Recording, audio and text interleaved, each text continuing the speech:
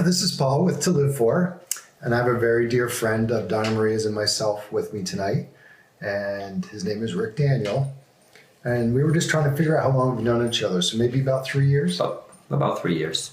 So one of the absolute things that I love about Rick is he is always positive. I don't know if I've ever heard a negative word out of your mouth, ever.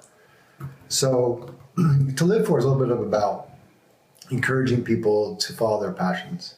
And we talked a little bit about this outside earlier today. Yeah.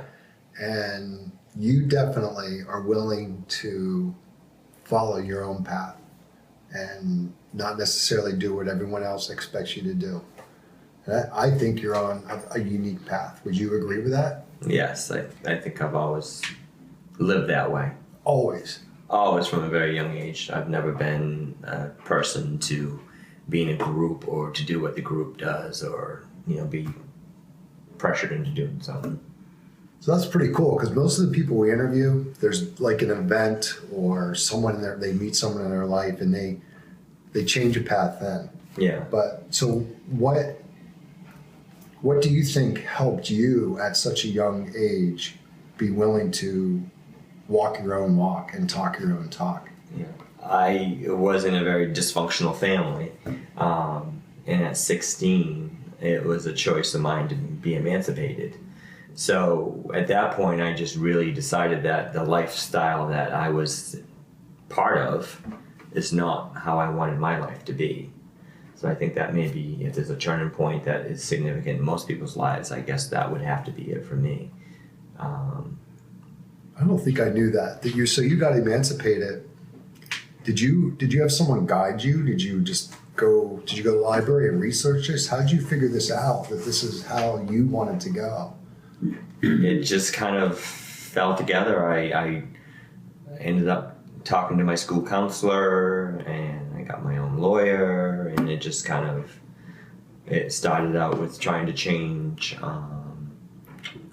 custody to my grandparent at the time who had raised me, but that wasn't working out through different court events, etc., etc. So then I was 15 at the time, and then the next option was to move into the emancipation because I was going to be 16. So at 16, you could legally do that if you proved you were capable of taking care of yourself financially and emotionally. So did you do that? Did you get your own place? I did have an aunt and uncle that I moved in with to finish school, and then basically after that, I've been on my own as far as housing and providing for myself.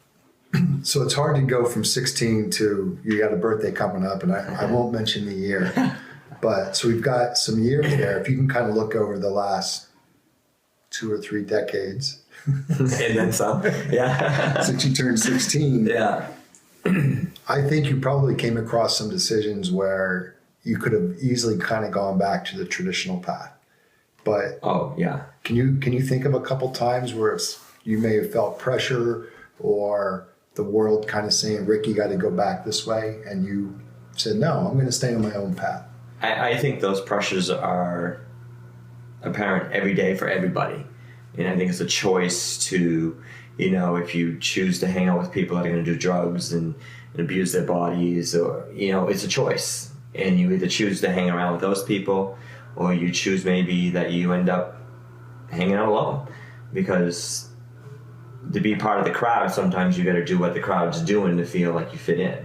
That's just my opinion. I don't know if that's true for everybody, but I just find environments like that are uncomfortable for me when people are partying and drunk and wasted, because I think a lot of them are just doing it so they feel comfortable with the situation more than the fact that they really enjoy doing that to themselves. Right.